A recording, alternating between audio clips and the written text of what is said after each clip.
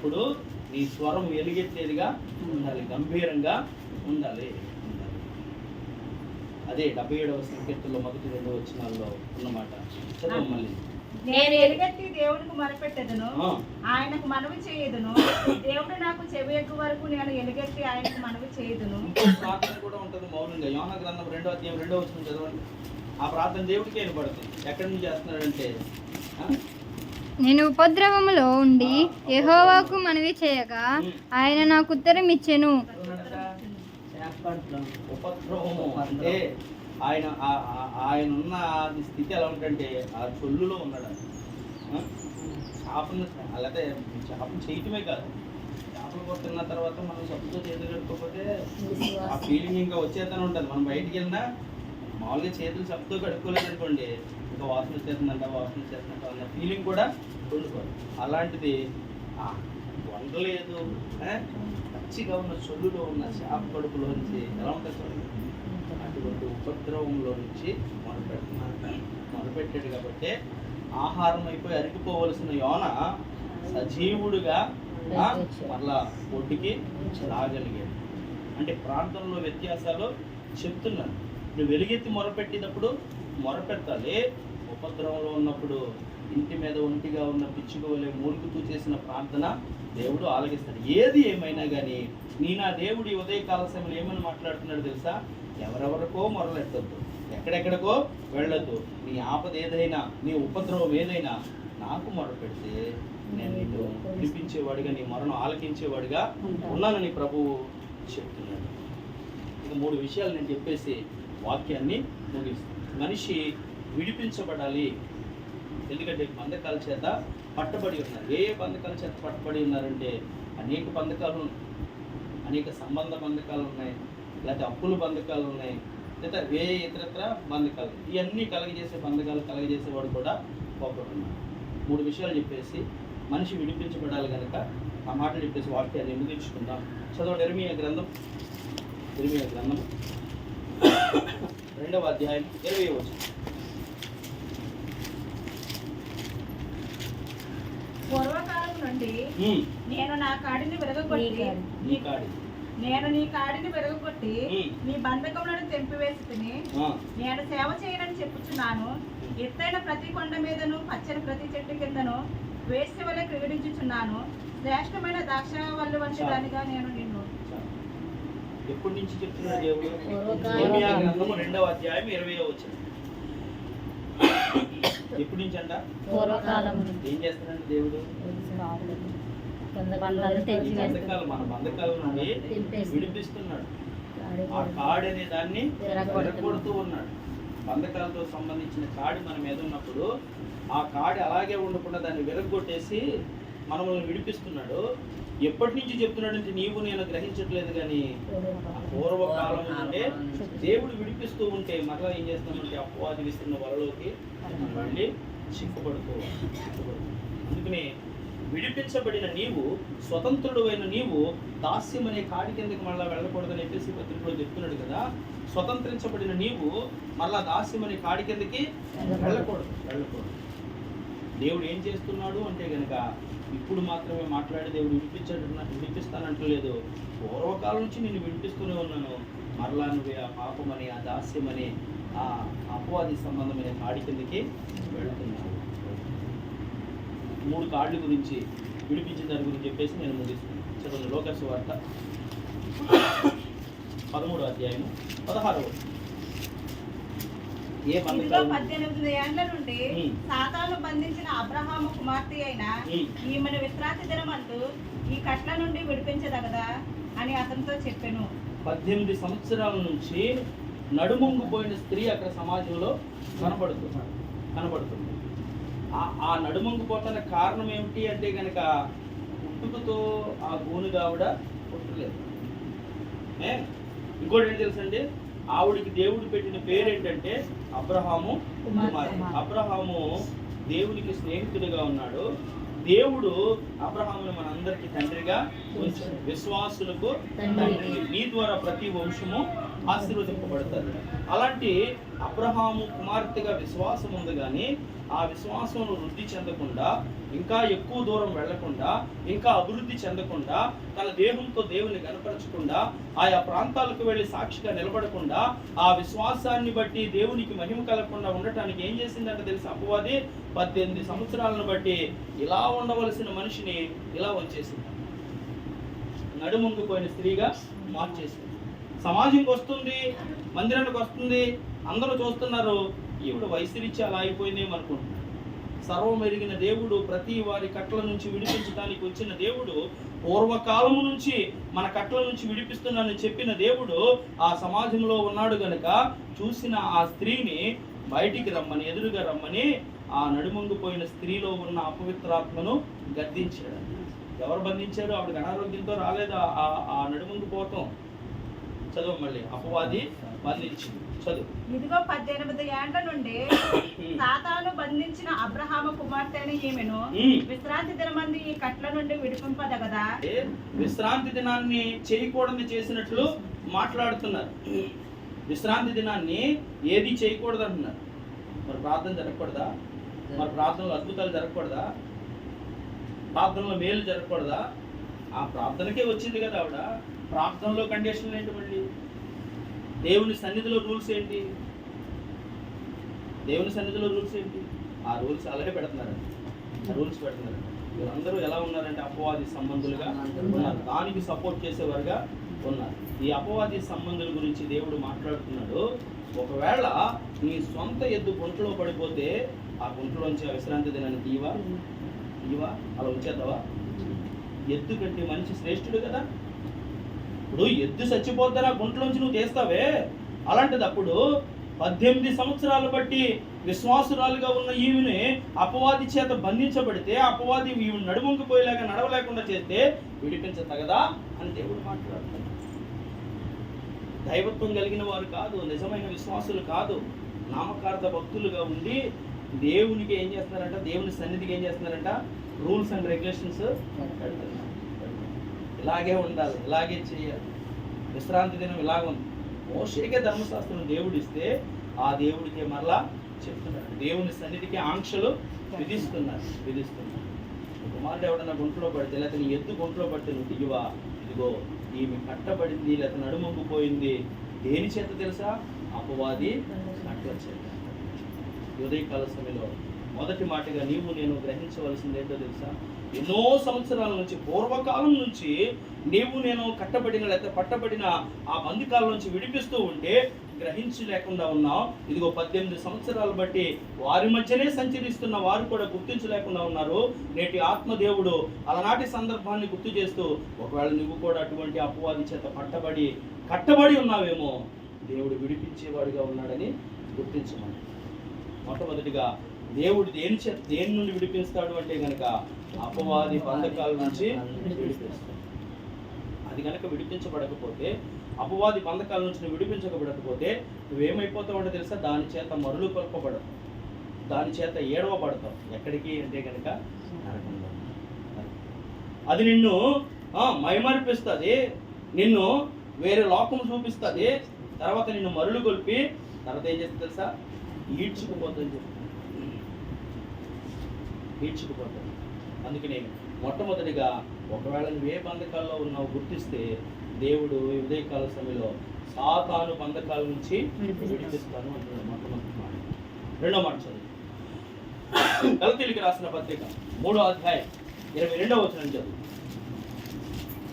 యేసుక్రీస్తు నందలి విశ్వాస మూలంగా కలిగిన వాగ్దానము విశ్వసించిన వారికి అనుగ్రహింపబడినట్లు లేఖనము అందరినీ పాపములో బంధించెను. దేంట్లో బంధించిందంట? పాపములో బంధించింది. ఏది? లేఖనం అనే ధర్మశాస్త్రం ఏం చేసిందంట? పాపములో బంధించింది. పాపానికి ఉన్న బలము ఏమిటి అంటే కనుక మరణము లేదా ధర్మశాస్త్రం. ఆ ధర్మశాస్త్రాన్ని ఇదిగో ఆ ధర్మశాస్త్రాన్ని, విధిరూపకమైన ధర్మశాస్త్రాన్ని యేసుక్రీస్తు ప్రభువారిగా నూతన నిబంధన సంబంధముగు గొర్రెపిల్లగా ఆ సిలువకు మేకులతో ఆయన కొట్టేశాడు. ఒకవేళ నువ్వు ఇంకాను ఆ పాపమనే బంధకాల చేత ఉన్నావేమో, మొట్టమొదటిగా అపవాది ఏం చేస్తుందంటే నిన్ను అపవాది బంధిస్తుంది. అపవాది కట్టల నుంచి నువ్వు విడిపించబడాలి. విడిపించబడే దేవుని దగ్గరికి వెళ్ళాలి. రెండవదిగా పాపపు బంధకాల నుంచి విడిపించబడాలి. మరొకసారి చదువు మాట. యేసుక్రీస్తు నందలి విశ్వాస మూలముగా కలిగిన వాగ్దానము విశ్వసించు వారికి అనుగ్రహింపబడినట్లు లేఖనము అందరినీ పాపములో బంధించెను. ఏది బంధించిందంట? లేఖనం అంటే ధర్మశాస్త్రం అని చెప్తున్నాం కదా. ఆ ధర్మశాస్త్రము ఏం చెప్తుంది అంటే కనుక ఈ సంవత్సరం అంతా పాపం చేసావు కనుక ఆ పాపానికి పరిహారం కలగాలంటే నిర్దోషమైన ఒక గొర్రె పిల్లను, ఏడాది లేకపోతే మేక పిల్లను తీసుకురా, నీ నిమిత్తం పాప పరిహారార్థ బలి చెల్లించబడుతుంది, అప్పుడు నీ పాపాల నుంచి విముక్తి కలుగుతుంది అని చెప్పుకుంటూ వచ్చాను. అదే వాక్యాన్ని బట్టి దేవుడు కోడెల యొక్కయు, గొడ్ల యొక్కయు, మేకల యొక్కయు రక్తము మానవుని పాపము నుండి విడిపించాడు. అలాగే ఒక 500-600 సంవత్సరాల క్రితము లోకంలో ఉన్న పరిస్థితి ఏమిటి అంటే కనుక పాప పరిహార పత్రాలు అమ్మేవారు. నీవు చేసిన పాపానికి ఇంత వెల ఇచ్చి వాక్యం అనే ఈ పత్రం కొనుక్కుంటే ఆ పాపాల నుంచి నువ్వు విడిపించబడ్డావు అని మనుషుల్ని మభ్య పెట్టి అలనాడు శాస్త్రులుగా, పరిచయులుగా, ధర్మశాస్త్రోపదేశకులుగా ఉన్నవారు ఈ బలి కార్యక్రమాన్ని జరిపిస్తూ ఉంటే యేసుక్రీస్తు ప్రభువారు ఒక్కసారి బలి అర్పించి విధి రూపకమైన ఆ పాప సంబంధమైన ఆ పత్రాన్ని లేదా ధర్మశాస్త్రాన్ని మేకులతో సిలువ కొట్టి సిలువ మరణం ద్వారా ఆయన పునరుద్ధాన విజయోత్సాహం ద్వారా మానవుడికి విడుదలిచ్చి ఆ పాపం నుండి విడిపిస్తే తర్వాత కాలంలో 6వ శతాబ్దంలో లేకపోతే 600 సంవత్సరాల క్రితము 1500 శతాబ్దంలో జరిగేది ఏమిటి అంటే కనుక వాక్యాలను పత్రాలుగా మార్చి పాప పరిహారార్థ పత్రాలు అని అమ్మేవారంట. వెల ఇచ్చి కొనుక్కుంటే దీని నుంచి విడిపించుకోండి. ఇంకా దౌర్భాగ్యం ఏంటంటే చనిపోయిన వారి కోసం కూడా పత్రాలు అమ్మేసేవారు. సమాధుల్లో ఉన్న పితరులు కూడా ఏ పాపం చేశారు ఏంటో దాని నిమిత్తం కూడా ఈ పత్రాలు కొనుక్కుంటే వారికి కూడా విడుదల జరుగుతుంది. డాక్టర్ మార్టిన్ లూథర్ గారు దీన్ని ఖండించి నీతిమంతుడు విశ్వాస మూలంగా జీవిస్తాడు తప్ప ఈ పాప పరిహార పత్రాల ద్వారా విడుదల పొందడు, వాడు జీవించడు అని ఆ గూటన్బర్గ్ చర్చిలో 90 లేఖనాలను తీసుకుని ఆయన పత్రాన్ని ఆ మేకులతో ఆ గోడకి కొట్టాడు. ఆ రోజు అందరూ వెళ్ళి చూసి ఆశ్చర్యపోయి అప్పటి నుంచి రెవల్యూషన్ ప్రారంభమైంది. మార్టిన్ లూథర్ గారి బోధల ద్వారానే, మార్టిన్ లూథర్ గారి తెగువను బట్టే, మార్టిన్ లూథర్ గారి చొరవను బట్టే ఇదో ఏఎల్సి సంఘాలు, లూథరన్ సంఘాలు స్థాపించబడ్డాయి. సువార్త ప్రకటన జరిగింది. మొట్టమొదటిగా మనం ధ్యానిస్తున్న మాటలో విడిపించబడాలని మనం ధ్యానం చేస్తున్నాం. దేవుడు చెప్తున్నాడు విడిపించబడటం ఇప్పుడే కాదు, ఇర్మియా గ్రంథంలో చెప్పినట్లు పూర్వకాలం నుంచి నేను విడిపిస్తూనే వస్తున్నాను, మరలా నీవు అపవాది చేత పట్టబడుతున్నావు. అయితే మొట్టమొదటిగా అపవాది నీకేం కలిగజేస్తుందంటే బంధకాలను కలిగజేస్తాడు. దానికి సాదృశ్యంగా నడుముంగిపోయిన స్త్రీని మనము చూసాం. అంటే అనారోగ్యాలతో ఏదో ఒక ఇబ్బందితో నిన్ను బంధిస్తారు, దాని నుంచి విడిపిస్తానంటున్నాడు. రెండవదిగా పాపము నుండి, దేని నుండి? పాపము నుండి. ఎందుకంటే పాపములోనే పుట్టిన మనము పాపంలోనే జీవించి మరణిస్తే కనుక ఆ పాపానికి సంబంధించిన నరకానికి వెళ్ళిపోతాం కనుక ఆ పాపానికి క్రయధనము చెల్లించిన యేసుక్రీస్తు ప్రభువారు నిన్ను నన్ను ఆహ్వానిస్తున్నారు. ఏమిటి అంటే కనుక నీ పాపము ఎర్రగా కెంపు వలె ఉన్నా, లేకపోతే మచ్చలతో డాగులతో కూడిందిగా ఉన్నా, గొర్రెలు బొచ్చంత తెల్లగాను, హిమంత తెల్లగాను మారుస్తాను. రండి, నా రక్తంలో మీ పాపాలను కడుక్కుని తెలుపు చేసుకోండి అంటే నీకు నాకు మనం పాపం నుంచి విడిపించాలని, ఏ ఒక్కరైనా పాపం నుంచి విడిపించాలంటే కనుక యేసుక్రీస్తు రక్తాన్నే ఆశ్రయించాలి. ఆయన మాత్రమే మన పాపముల నుంచి విడిపించగలరు. మొట్టమొదటిగా అపవాది కట్టిన బంధకాల నుంచి విడిపిస్తానంటున్నాడు. రెండోదిగా పాపాల నుంచి విడిపిస్తాను. మూడో మాట చెప్పేసి నేను వాక్యాన్ని ముగిస్తాను. చదువుతాం. అపోస్తుల కార్యముల గ్రంథం 12వ అధ్యాయం 6వ వచనం కానీ చదువు.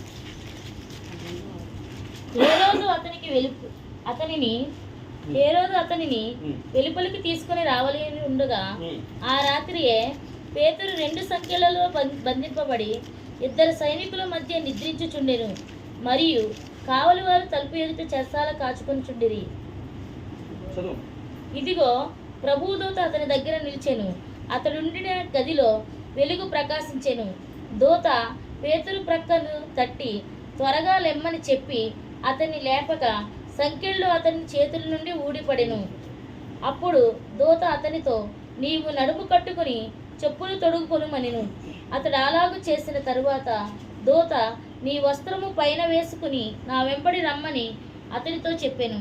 అతడు వెలుపలికి వచ్చి దూత వెంబడి వెళ్ళి దూత వలన జరిగినది నిజముగా జరిగినని గ్రహింపక తనకు దర్శనము కలిగినని తలంచెను. ఇది పేతురు గారు చెరసాలలో ఉన్న సందర్భం కదా. ఆ చెరసాల నుంచి దేవుడు ఏమంటాడంటే విడిపిస్తానన్నాడు. దూతను పంపించి పేతురు గారిని విడిపించాడు. పేతురు గారిని విడిపించిన తర్వాత పేతురు గారికి స్పృహ లేదు. మామూలుగా మనిషి నడుస్తున్నాడు కానీ ఇంకా ఏమనుకున్నాడు, నేను కళ్ళలో ఉన్నాను లేదా దర్శనంలో ఉన్నాను అనుకుంటున్నాడు. దూత వచ్చి ఆ సంఖ్యలు తీసేసింది, ఆ తలుపులు తీసేసి బయటికి తీసుకొచ్చి గవిని దాటించిన తర్వాత ఎక్కడైతే ప్రార్థన జరుగుతుందో ఆ స్థలంకి వచ్చిన తర్వాత సాక్ష్యం చెప్తున్నాడు. దేవుడు నన్ను దూతను పంపించి చెరసాల్లోంచి విడిపించాడు. అంటే ఈ మూడవ మాటగా మనం గ్రహించవలసింది ఏంటి అంటే కనుక శరదేల్లో ఉన్న వాళ్ళకైనా ఈ వాక్యం అయితే కాదు. చెరసాల అంటే బంధకాలు ఏదైనా ఉన్నా నీకు, చెరసాలు అంటే బంధకాలు అంటే ఏంటి చెప్పండి. ఇప్పుడు చిన్న కథ. బంగారు పంజరం చేయించాడంట, దాంట్లో ఒక చిలకను పెట్టాడంట, పిల్లలకు కూడా పెట్టలేదంట. అంతటి కాస్ట్లీ ఫ్రూట్స్ అన్నీ తెచ్చి ఆ చిలక రోజు పెడతాడు. అదే తింటుంది, అదేమో తింటలేదు. ఇదేంటమ్మా నా పిల్లలకు కూడా పెట్టలేదు, నువ్వంటే నాకు ఎంతో ఇష్టం, నిన్ను మెచ్చి లేకపోతే నాకు నువ్వు నచ్చి తెచ్చి ఇదిగో ప్రభా క్షమించాను, ఇదిగో నేను ఎంతో విలువెట్టి ఈ పంజరాన్ని చేయించాను, ఎంతో ఖర్చు పెట్టి రోజు నీకు శ్రేష్టమైన ఫ్రూట్స్ తెస్తున్నాను, ఎందుకు తింటలేదు అంటే కనుక నువ్వు ఏం పెడితే ఏమరా ఈ బంగారు పంజరమే బందికానా నాకు అన్నాను. ఏమంది అసలు ఈ బంగారు పంజరం చేయించిన వెలగల ఫ్రూట్స్ పెట్టినా అది నాకు బందికానా అన్నాను. అంటే కొన్ని జీవితాలు ఎలా ఉంటాయో తెలుసండి, ఇంట్లో అన్నీ ఉంటాయి, గేటు దాటాలంటే కాళ్ళు ఎరగొట్టేసిన రూల్స్ ఉంటాయి కదా. రూల్స్ అండ్ రెగ్యులేషన్స్ ఉంటాయి. వాళ్ళకేంటమ్మా అనుకుంటామా కదా, వాళ్ళకి ఎన్నో ఆంక్షలు ఉంటాయి. అంటే రాత్రికాల సమయంలో రాత్రికాలం వెళ్ళిపోతాం కదా, ఈ మధ్యాహ్న కాల సమయంలో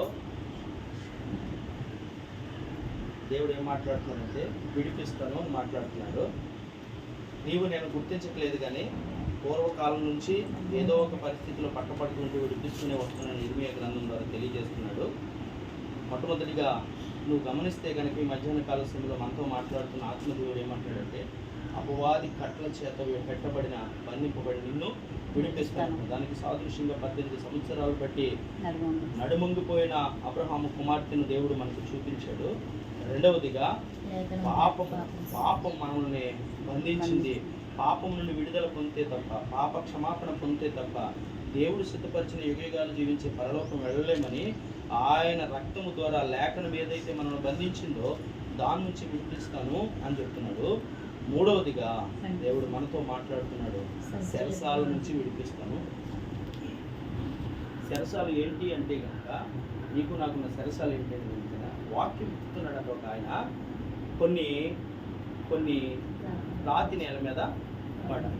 ఆ రాతి నేల మీద పడి రాతిలో నీరు ఉండదు కనుక అప్పుడు బాగానే ఉంటారు.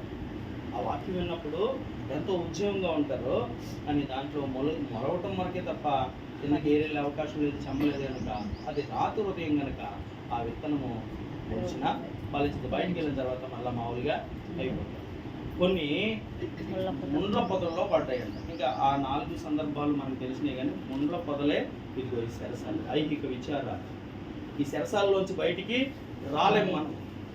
ఈ చెరసాలలోంచి ఐహిక విచారాలు. సరే ఇప్పుడు ఆదివారం ప్రార్థనకి వెళ్ళానుకో, రేపు పని ఉంటుందో లేదో ఉన్నప్పుడే చేసుకోవాలి కదా అని ఆ పనికి వెళ్ళిపోవాలి. ఎందుకంటే బాధ్యత అలా చెప్తుంది. ఈరోజు పనికి వెళ్తేనే కానీ లేదా డ్యూటీ చేస్తేనే కానీ రేపొద్దు వచ్చి సీటు కూడా కట్టడం లేదా ఇంట్లో విత్తేయాలేమో అని ఐహిక విచారాలు. లేకపోతే పిల్లలు వెళ్తూ ఉండే ఫీజు ఎలా కట్టాలి, లేకపోతే ఎదిగిన పిల్లలకి పెళ్ళిళ్ళు ఎలా చేయాలి, లేకపోతే విస్తరిస్తున్న కుటుంబం కోసం గృహం ఎప్పుడు కట్టాలి, ఇవన్నీ విచారాలు, ఐహిక విచారాలు. ప్రభు ఏమంటున్నాడంటే ఈ చెరసాలను నువ్వు పెట్టుకోకు, నీ చింత యావత్తు కూడా నీ ప్రయాస యావత్తు కూడా ప్రయాసపడి భారం మోసుకుంటున్న సమస్త జనులండి మీకు నెమ్మది ఇస్తాను అంటున్నాడు. మీ చింత యావత్తు కూడా నా మీద వేయండి. మీరు చింతించడం వలన, ఈ శరసాల అనుభవాలతో ఉండటం వలన, ఈ ఐహిక విచారాలతో ఉండటం వలన మీలో ఎత్తబడిన వాక్యం ఏమైపోతుందంటే అణిచివేయబడుతుంది. ఈ ఐహిక విచారాల వాక్యాన్ని ఎదగనివ్వట్లేదు. వాక్యంలో ఎదిగిన వారిగా ఉంటే కనుక మీరు ఎలా ఉంటారంటే కనుక దేని గురించి చింతించరు. ఒకవేళ చింతిస్తే కనుక నీ మూరడు ఒక ఎక్కువ చేసుకోగలవా, ఒక మూరడు ఎక్కువ చేసుకోగలవా, తక్కువ చేసుకోగలవా అని వాక్యం ద్వారా ప్రశ్నిస్తున్నాడు. నీ చింత లేకపోతే నీ శిరసాలు, నీ ఐహిక విచారాలన్నీ కూడా విడిపిస్తానంటున్నాడు దేవుడు. అలనాడు పేతురు దర్శనమే అనుకున్నాడు. ఒకవేళ నువ్వు ఈ మధ్యాహ్న కాల సమయంలో ఇది మాటే అనుకుంటున్నావేమో, వాక్యమైన దేవుడు నమ్మదగినవాడు.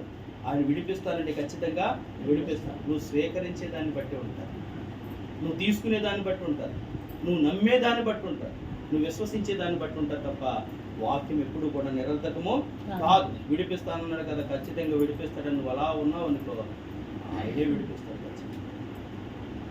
ఎప్పటి వరకు ఉండాలి అంటే కనుక సింహాల బోన్లో వేసేసి దాకా ఉండాలి, అతని చివరికి వెళ్ళిపోయేదాకా ఉండాలి. అతని శరీరం అంతా కుళ్ళిపోయి శ్రమల్లోకి వెళ్ళిపోయేదాకా కూడా విశ్వాసంలో సడన్ వ్యక్తిగానే ఉండాలి. తర్వాత ఆశీర్వాదం ఎలా ఉంటుందంటే రెండంతల ఆశీర్వాదంగా ఉంటుంది. తర్వాత స్థితి ఎలా ఉంటుందంటే కనుక ఎక్కడైతే ఆహారం అయిపోవలసిన వాడు నీవు అందరికీ ఆహారం పెట్టేవాడిగా సింహాసనసీనుని దేవుడు చేసేస్తాడు. అంటే నీవు నేను అప్పటి వరకు కూడా నిలిచి ఉండాలి.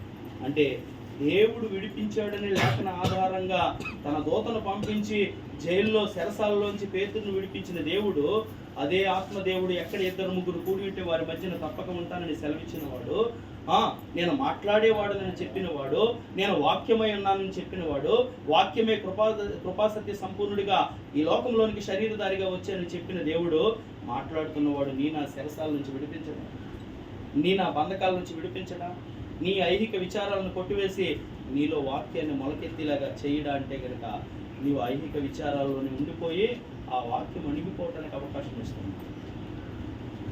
అలాగే చెప్తారు, వెళ్ళకపోతే మన ఇంట్లో బాధలు నాకు ఏం తెలుస్తాయి అని దేవుడికి తెలుస్తాయమ్మా కదా. ఆయనకి ఆయనకి ఏం తెలుస్తుంది? నాకు ఉంటుంది ప్రార్థనకి వెళ్ళాలండి, నాకు ప్రార్థన చేయాలంటుంది, నాకు వాక్యం చదవాలని ఉంటుంది కదా. ఆదివారం మా అంతకి నాకేమో సరదా అయింది, ఇంట్లో పరిస్థితి మన మగోడేం పట్టించుకోడు, ఇలాంటి మాటలు మనం వెనకేసుకుంటూ ఉంటాం. ఆ ఒక్కరోజు చేసి చూడు, దేవునికి ఇచ్చే సమయాన్ని దేవునికి ఇచ్చి చూడు. ఈ ఐహిక విచారాల చేత అణచబడకుండా ఆ శరసాల్లోంచి విడిపించబడి చూడు. దేవుడే విడిపిస్తానంటున్నాడు. ఆయనకు అవకాశం ఇచ్చి చూడు, ఆయనకు అవకాశం ఇచ్చి. 3 విషయాలు మనం మాట్లాడుకున్నాం ఈ మధ్యాహ్న కాల సమయంలో. నేను ఎల్లప్పుడూ యెహోవాను స్తుతిస్తాను, సన్నుతిస్తాను అని భక్తులు చెప్పిన రీతిగా గడిచిన 16 సంవత్సరాల క్రితం రక్షింపబడిన ఈ బుద్ధి సూరిబాబు గారి కుటుంబంలో ఏదైతే లోపం వచ్చిందో, ఏ ఆధ్యాత్మిక స్థితి దూరమైందో, ఏ ఆనందానికి దూరమైపోయి ఆర్థికంగా ఇబ్బంది పడి కొన్ని పరిస్థితులను ఎదుర్కోవాల్సి వచ్చిందో అది గుర్తెరిగి ఎల్లప్పుడూ స్తుతించే అనుభవాలే కావాలని మరలా తీర్మానం తీసుకున్న నవంబర్ నెలలో ప్రారంభించిన ఈ గృహ కూడిక, ఈ నెలసరి కూడిక ఈ 6వ మాసంలో కూడా ప్రతి నెల మాట్లాడుతూ వచ్చి అభయమిస్తున్న దేవుడు ఈ నెలలో కూడా ఏమని మాట్లాడుతున్నాడంటే, నీవు మొదలుపెట్టు, నేను ఆలకిస్తాను, నీ శ్రమలో నేను ఆలకిస్తాను, నీకు తోడై ఉంటాను, నువ్వు వెలుగెత్తి ప్రార్థన చేయాలి. ఇంకా ఏం చెప్పినాడంటే, నేను కాపాడటానికి దూతను నీకు పంపిస్తాను. ఒకవేళ అలా ఉన్న నీ జీవితంలో లేదా ఇక్కడ దేవుని మాటలు ఆలకిస్తున్న మన జీవితాల్లో ఏదైనా బంధకాలు ఉన్నాయంటే కనుక ఉన్నాయి, నీవు నేను గ్రహించకుండానే ఉంటున్నాం. అలనాడు దేవుని మందిరానికే వెళ్తుంది, దేవుని సన్నిధిలోనే ఉంది, అందరు కళ్ళతో చూస్తున్నారు. కానీ అపవాది ఏం చేసిందంట? అపవాది కట్ల చేత కట్టబడిపోయింది, నడుమంగిపోయిన స్థితిలోనికి వెళ్ళిపోయింది. విశ్వాసురాలే అబ్రహాము కుమార్తె. కానీ ఎలా ఉందంటే తెలుసా? అపవాది చేత కట్టబడింది, అపవాది కట్ల చేత కట్టబడింది. కానీ అలాంటి కట్ల చేత అపవాది ఈ రోజు వరకు నేను కట్టుంటే కనుక నీకు వాగ్దానం చేస్తున్న దేవుడు విడిపిస్తాను. అలనాడు విడిపించిన దేవుడు పక్షపాతం లేనివాడు, అదే దేవుడిని ఆరాధిస్తున్న ఆ దేవుడు ఎప్పుడు కూడా ఉన్నాడు. ఆయన నమ్మదగిన దేవుడు, నేను విడిపిస్తాను అంటున్నాడు. ఒకటి ఇంకా పాపంలో ఉన్నవా, లేదా నువ్వు నమ్ముకున్న భక్తుని బట్టి కొన్ని విషయాలు నువ్వే గుర్తుపెట్టుకుని ఆ విషయాలే ఆధారం అనుకుంటున్నావా? కానీ నీ భక్తిలో పాపం అనేది ఉంటే కనుక, లేకపోతే లేఖనం అనే పాపము నీలో ఉంటే కనుక, లేకపోతే లేఖనానికి ఆధారమైన ధర్మశాస్త్రాన్ని చేత నువ్వు కట్టబడి ఉంటే కనుక, నువ్వు ఇంకను ఆ పాపం అనే కట్ట చేత కట్టబడి ఉన్నావు. శిలువ రక్తం చేత విడిపించబడడానికి దేవుడు ఏమంటాడంటే ఆ పాపం నుంచి యేసు రక్తాన్ని అంగీకరిస్తే కనుక, నీ జీవితాన్ని ఆయన ఎదురు ఒప్పుకుంటే కనుక నువ్వు విడిపించబడతావు. మూడోదిగా ఏం చెప్తున్నాడు చెప్పాలి? చెరసాలనే ఐహిక విచారాలు లేకపోతే ఏ బంధకాలు అయితే ఉన్నాయో, పేతురుకు తెలియకుండానే దూతను పంపించి విడిపించిన దేవుడు నీకు తెలియకుండానే ఆయనకు అప్పగించుకుంటే ఆ చెరసాల బంధకాలు కూడా దేవుడు విడిపిస్తాను. 3 విషయాలు. మొదటిగా చెప్పండి, అపవాది కట్ల చేత కట్టబడి ఉంటే కనుక దేవుడు విడిపిస్తానంటున్నాడు. రెండోదిగా ఇంకా పాపములు ఉంటే కనుక పాపమును విడిపిస్తానంటున్నాడు. మూడోదిగా చెరసాల అనుభవాలు అనగా ఐహిక విచారాల చేత ఉంటే కనుక వాటి నుంచి కూడా నిన్ను విడిపిస్తాను.